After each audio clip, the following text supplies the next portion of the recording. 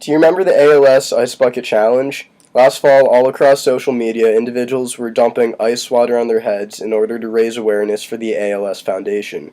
Many criticize awareness campaigns, but when I discovered their donations increased by 3,500% when they raised $100 million in a month, I acquired a newfound respect for the campaign. Here's one of my favorites, former President George W. Bush getting ice water dumped on his head. I've been challenged by several Americans to bring awareness to the ALS campaign. Woody Johnson, our daughter Jenna Bush Hager, Coach Jim Harbaugh, and recently Rory McIlroy.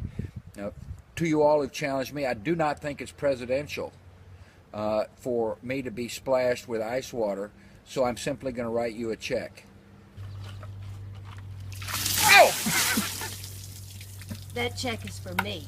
I don't want to ruin my hairstyle. Now it's my privilege to challenge my friend Bill Clinton to the ALS challenge. Yesterday was Bill's birthday, and my gift to Bill is a bucket of cold water. For those of you interested in more information, please look up alsa.org. When you go to donate to a charity, often the first question in everyone's mind is, where will my money be going? Is it going directly to support the cause, such as in research, or is there a significant percent going towards the overhead, such as salaries or advertising? And if you find out that not every cent is going towards research and helping the people the charity is designed to benefit, then you may choose to donate somewhere else. This is the opinion of almost every American, and I'm here to tell you that it is wrong and an unfair advantage for the entire nonprofit sector of our economy. Today, I'm going to convince you that the most effective way for charities to make the most impact and change in the world is to act just like the counterparts in the for-profit sector. Morality. People donate to charities in order to help those that are less fortunate than they are. Morality is at the heart of the transaction and is at the heart of the problem that nonprofits have. Corporations are told to keep spending their money on advertising and to keep investing more money into advertising and brand awareness in order to see greater yield and profits. Yet when we donate to charities, we want as much money from our donation to go towards the cause, and overlook the fact that focusing on advertising awareness is part of the cause. We find it immoral for nonprofits to spend a large amount of money on these overhead costs, when in reality they could in fact bring in more and more money every year. Who cares if 99 cents of every dollar raised by a charity goes towards helping kids learn how to read, if they were only able to make a profit of $2,000 at their fundraising event?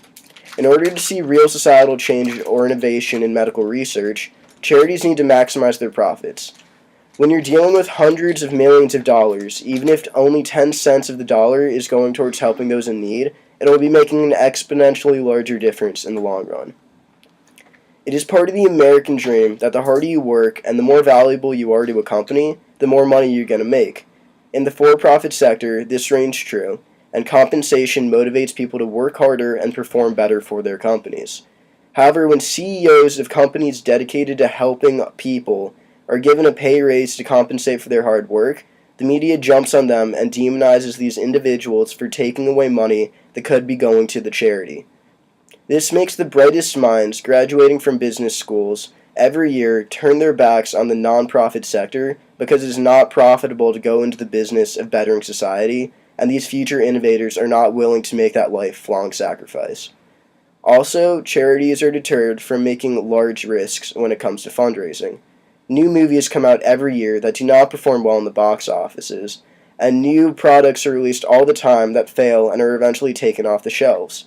But nonetheless, this is innovation, and every now and again, something new comes along and revolutionizes an industry.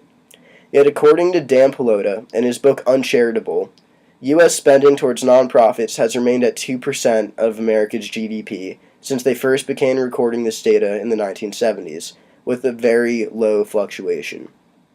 There is no risk-taking in the nonprofit sector, which means that in over 40 years, the entire nonprofit sector has been unable to obtain any more of the market from corporations. Without innovation and without being able to hire the top marketers, no drastic change will occur in the market. The name itself, nonprofit, highlights one of the biggest flaws when it comes to charitable fundraising. Corporations take a large percentage of their profits from capital investments, and by not being able to attract investors in such a fashion, that the most profitable corporations are able to do, it puts charities another step behind. While it would involve more risk, it would also highly increase the profit margins of nonprofits and allow them to receive a higher profit. Charities are not able to reinvest in themselves fully in order to build a solid foundation for their company. If a charity were to go a certain span of time without directly impacting their cause in order to help build up their company, they'd be shut down. These restrictions on charities from using profits to benefit their cause prevent them from competing with the for-profit sector in order to amass even more donations. In conclusion, with the way today's market works and with the current mindset of the American public, it is impossible for nonprofits to reach their full potential and truly make a lasting difference for their cause. However, this does not mean that charities can inspire and help people make a difference in the world. They are needed to help people who are less fortunate than us stay on their feet and give us the chance to help those around us who are desperate and in need of our help. When you're donating to charities, make sure you fully support their goals and aspirations, and instead of focusing on their overhead costs, look and see what kind of difference they're making in the world. Thank you guys for listening, and enjoy the rest of your day.